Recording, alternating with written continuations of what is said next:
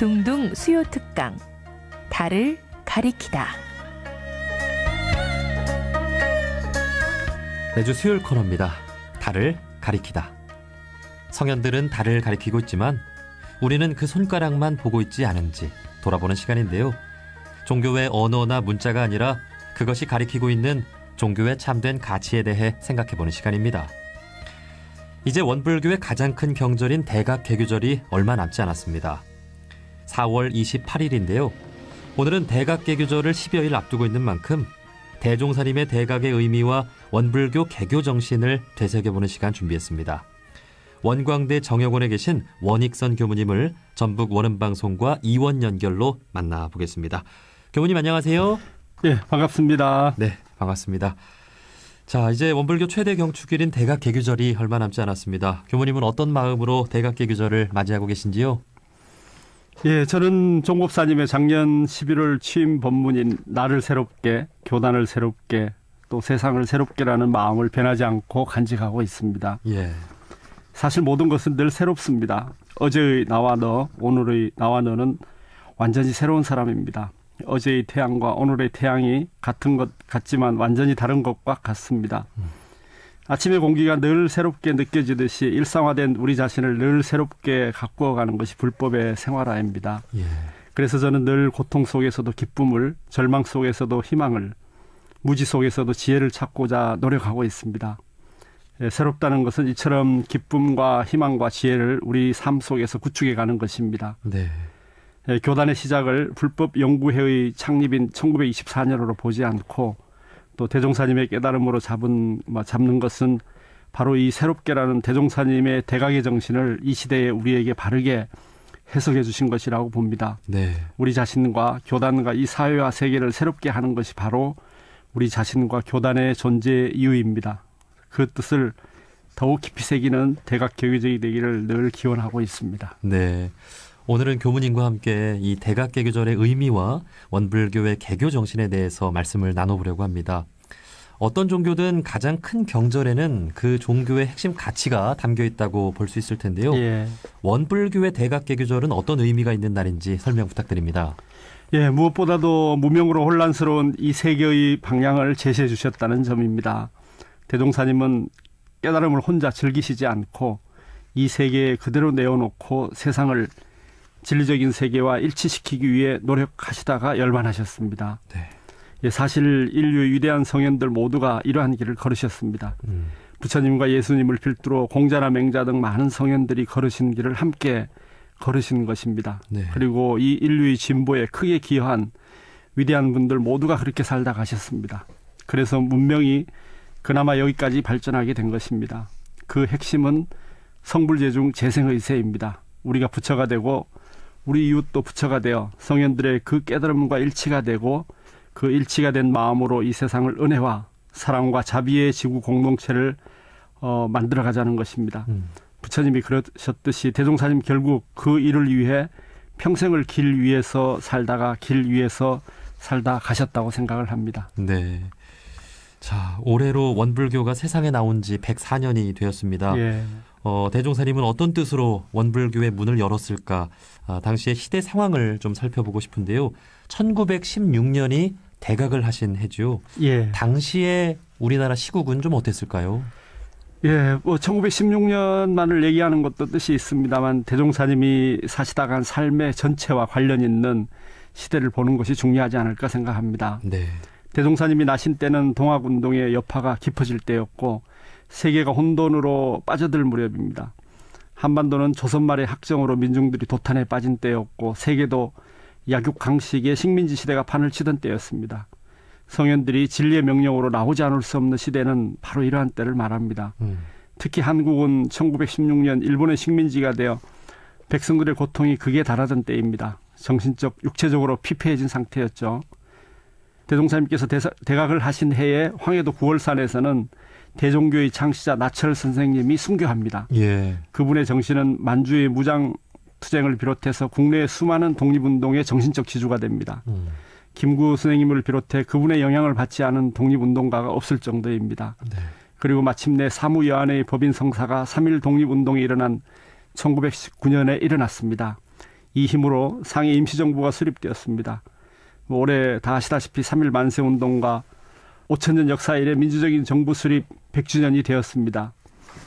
사무여한, 즉 죽지 않으며 죽은 폭 잡고 정의와 평화를 위해 우리가 어떻게 살아가야 하는지, 이 나라의 역사와 우리 교단의 역사가 바로 우리에게 큰 가르침을 주고 있다고 할 수 있습니다. 네, 우리나라 지난 100년의 역사는 우리 원불교의 100년의 역사와 또 그 길을 같이 한다고 볼 수 있겠는데, 부처님도 예수님도 아마 당시의 시대 상황에 맞는 개벽의 기치를 내걸고 제자들에게 가르침을 주셨겠죠. 예. 대종사님도 당시 우리나라의 상황에 맞는 뿐만 아니라 인류의 구원을 위해서 가장 시급하게 느낀 것은 무엇이었을까요?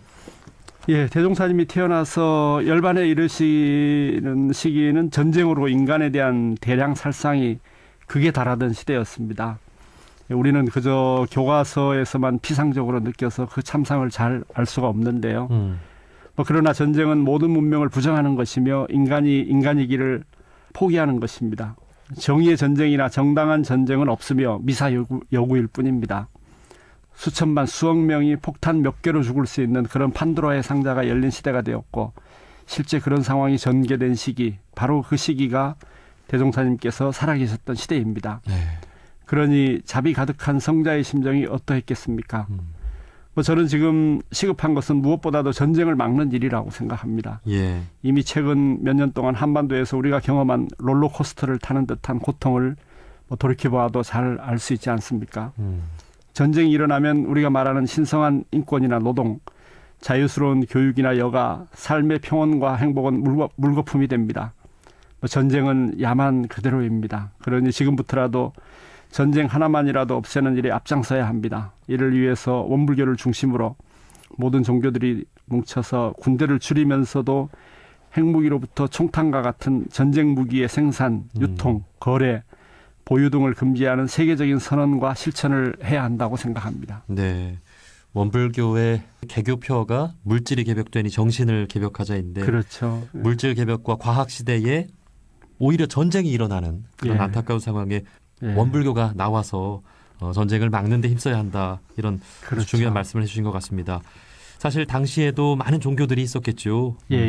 그럼에도 대종사님이 새로운 종교의 문을 연 분명한 이유가 있을 것 같은데요. 이웃 종교들과 분명한 차이를 보이는 부분도 있죠. 예, 그렇죠. 말씀하신 대로 분명한 것은 이제 원불교는 99개의 종교에서 100개를 채우기 위해 나온 종교가 아니라는 점입니다. 일반적으로 생각해도 새로운 종교가 시대와 장소를 따라 나타나는 이유는 기존의 종교나 기존의 질서가 제 역할을 하지 못하기 때문입니다. 대종사님께서 조선불교 혁신론을 통해서 석가모니 부처님의 가르침이 제대로 이 땅에서 구현되지 못하고 있음을 비판하신 것은 바로 이것을 말합니다. 네. 부처님 이전에 바라문적인 질서, 예수님 이전의 유대적인 질서에 대해 비판하신 것과 같습니다. 500년 전에 마르틴 루터 또한 마찬가지였습니다. 이 비판의 정신이 모든 종교의 성자와 같습니다. 네. 이제 원불교가 이웃 종교와 좀 다르다면은 다른 성자들과 같은 시대가 아니고 다른 시대에 살으셨고 이 시대가 겪고 있는 문제점을 해결하고자 하셨다는 점입니다. 그것은 아까 말씀하신 물질이 개벽되니 정신을 개벽하자라는 표에 잘 나타나 있습니다. 이 시대야말로 바로 물질과 정신이 함께 바르게 공존해야 한다고 제시하신 것입니다. 고대나 중세 사회라면 이러한 말씀이 필요 없겠죠. 최근 우리 한국의 지성인 중에 한 분인 백낙청 선생님께서는 최근 현대 사회가 자본주의에 적응하면서도 자본주의를 극복하자는 이중 과제론을 제시하셨습니다. 네. 원불교야말로 수행을 기반으로 하는 종교로서 이 문제를 해결할 수 있는 가르침을 주고 있다고 보고 계십니다. 이 점에서 원불교는 현대 문제를 해결하고자 나온 혁신불교이자 혁신종교라고 할 수 있습니다. 네. 자, 그렇다면 100년 전 대종사님께서 대각을 이루신 후 세회상을 펴시는 그 과정도 참 중요할 것 같은데요. 예. 대각을 이루시고 가장 먼저 하신 일은 무엇일까요? 당연히 영육상전이라고 봅니다. 육을 위해서는 방언 역사를 하시고 또 영을 위해서는 법인 기도를 하셨습니다. 물론 이를 이렇게 이제 단편적으로 나눌 수는 없고 뭐 각각의 영역에 다 영육이 포함되어 있습니다. 그러나 각각 그 영과 육을 대표할 수 있는 초기 교단의 사건이라고 볼 수 있겠죠. 방언 역사는 민중에게 이익을 주기 위한 것입니다. 네. 당시 귀한 밥 한 공기조차 먹기 힘들던 때 농토를 만들어서 함께 쌀을 생산하고 밥을 먹고자 하신 것입니다. 하늘은 스스로 돕는 자를 돕는다는 속담처럼 몸소 제자들과 실천하신 것입니다. 네. 함께 밥을 먹는다는 것은 이 땅에 평화를 가져오기 위한 일입니다. 또한 혈인을 낳은 법인 기도는 이 세계의 물질을 사용하는 사람의 정신을 바르게 하기 위한 그런 그 문명 전환의 힘을 보여주신 것입니다. 오늘날 처해 있는 과학, 국가, 자본주의의 독점의 폐해를 잘 알고 이를 정신의 힘으로 극복해 가고자 하신 것입니다. 예. 아시다시피 전쟁이나 지구 환경 문제는 과학, 국가, 자본주의 3자가 자신들의 이익을 위한 견고한 동맹을 맺고 있기 때문입니다. 이러한 상황들을 잘 파악하고 또한 이들을 잘 길들이고 바른 길로 갈 수 있도록 우리 자신의 수행과 신앙의 힘으로 해결해 가는 길이 바로 법인 정신이라고 생각을 합니다. 네. 대중에게 이익을 주고 물질을 사용하는 우리의 정신을 바르게 하고자 하는 이 영육상전을 가장 먼저 행하셨다 하는 말씀인데요. 그렇죠. 이러한 창립 정신을 오늘날 우리 원불교가 잘 새기고 있는가 돌아보지 않을 수 없겠죠. 이런 질문도 한번 드려보고 싶은데요. 소태산 대종사님께서 지금 우리 원불교의 모습을 보시면 칭찬을 좀 많이 해주실까요? 네. 뭐 사실 이만큼 온 것은 뭐 대종사님이나 우리 선지님들께서도 많이 칭찬을 하실 걸로 생각을 합니다. 네. 사실 교단 1세기를 통해서 이렇게 한 사회가 마참 그 평가할 수 있을 정도의 규모를 가진 교단은 세계 종교사에서도 상당히 드문 일이거든요. 그러나 이제 한편으로는 교단을 또 이렇게 사랑하시는 만큼 또 많이 모자란다고 나무라실 걸로도 저 생각을 합니다. 아까 말씀드린 방언 역사나 또 해방 이후에 우리 교단이 뭐 그렇게 넉넉하지 않고 아직 그 기반도 구축이 안 된 그런 상태에서 그 온 교단이 힘을 합쳐가지고 전제동포 구호 사업을 하지 않았습니까? 예. 사실 그것은 원불교의 지금 자선 사업의 효시라고 이렇게 보고 있거든요. 그래서 이러한 일들이 이제 맨 땅에서 중생들에게 이익을 주고 우리 이웃들에게 이익을 주고 또 이웃들을 구제하고자 했던 바로 그런 일들인데 오늘날 이런 그 일들이 다른 어떤 형태로 재현되고 있지 않은 것은 아닌가 이런 생각을 합니다. 예. 그래서 우리가 사회 깊숙이 또 더욱 깊숙이 들어가서 이웃들의 고통과 절규와 함께 해야 됨에도 우리는 좀 방관하고 있지 않나 이런 느낌을 갖습니다. 네. 우리 자신은 아무 어려움 없이 사는 것처럼 보여도 수많은 청년들이 고정되고 또 안정된 직장을 찾기가 하늘의 별 따기이며 또 이 순간에도 시리와 절망으로 수많은 사람들이 목숨을 끊고 있습니다. 또한 열악한 산업시설로 수없이 많은 노동자들이 사랑하는 가족들을 뒤로한 채 죽어가고 있습니다. 또한 여성에 대한 차별과 소수자들에 대한 편견과 멸시 또 우리가 세계 전체적으로 본다면은 뭐 전쟁이나 환경 문제로 뭐 인류의 생존의 임계선을 우리가 지금 넘어서고 있지 않나 이런 생각이 드는데요. 예. 원불교야말로 대종사님의 뜻을 다시 잘 살펴서 우리 자신이 소멸되는 한이 있더라도 인류의 정의와 또 평화와 행복을 위해 고군분투해야 한다고 봅니다. 촛불이 자신을 밝히고 소멸되는 것처럼 어떻게 보면 종교는 자신을 희생함으로써 이웃을 행복하게 하겠다는 또한 이웃의 기쁨을 자신의 기쁨으로 삼는 이타적인 세계입니다. 부모님이 자식의 기쁨을 자신의 것으로 삼듯이 말입니다. 예. 바로 그것이 성숙한 종교라고 생각을 합니다. 네. 역시 그 매년 대각개규절이 있는 이유가 바로 그러할 겁니다. 예. 대종사님의 대각의 본뜻을 잊지 않는 것일 텐데요. 원불교에서는 대각개규절 경축 기간으로 4월 1일부터 5월 5일까지 정하고 다양한 행사들을 지금까지 진행을 해오고 있는데 교무님께서는 지금까지 대각개규절 뭐 관련 행사들 가운데서 기억에 남는 일들이 또 있으신지요? 예, 그 예전에 그 익산에서 그 대각 대각등 행렬이 있었습니다. 예, 저는 학생 때 참여를 했는데요. 네. 이 뭔가 이 세상에 그 강렬한 메시지를 주는 그런 느낌이었습니다. 우리가 이 세상을 위해 빛을 밝혀주겠다. 또 어둠을 물리치고 세상을 정화시키겠다 하는 의지를 보여주는 행사가 아니었나 생각됩니다. 네. 이 원불교를 모르는 분들 또한 빛을 통해서 자신의 마음에 간직한 깨달음의 씨앗을 돌이켜보지 않았을까 하는 생각이 듭니다. 등불이 상징하는 것은 많습니다. 진리, 지혜, 정의, 평화, 희망 등 물론 다양한 행사를 통해서 이웃의 고통과 함께하는 원불교가 되는 그러한 것들이 실질적인 대각 개교절이라고 생각합니다. 네.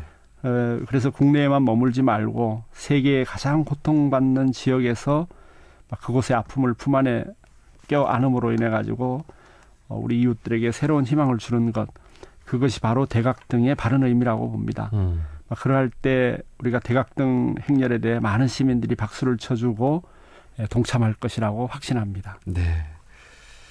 자, 지금 한창 대각개교절 행사들이 진행이 되고 있는데 많은 분들에게 감동을 줄 수 있는 그런 행사들이 됐으면 좋겠고. 예. 네. 자, 마지막으로 이제 우리 둥근소리 둥근 이야기는 교무님도 잘 아시는 것처럼 이웃 종교와 함께하는 시간이잖아요. 예. 이웃 종교인 분들께도 이 대각개교절을 맞아서 인사 한 말씀을 좀 전해주셨으면 좋겠는데 어떤 말씀 전해주고 싶으세요?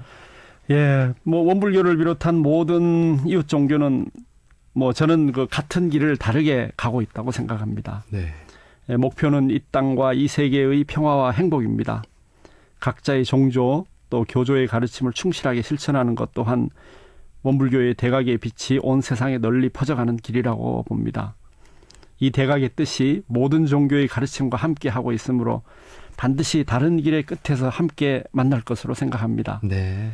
성현들의 후손들인 우리들이 더욱 손을 잡고 이 한반도와 세계의 모든 고통과 차별과 또 모순과 부조리를 일소하는 인류의 희망이 되는 또 하나의 다짐의 시간이 되었으면 하는 바람입니다. 감사합니다. 네, 고맙습니다. 오늘 달을 가리키다에서는 원광대 정혁원에 계신 원익선 교무님과 함께 대각의 의미와 원불교 개교 정신에 대해 말씀 나눠봤습니다. 교무님, 오늘 좋은 말씀 고맙습니다. 예, 감사합니다.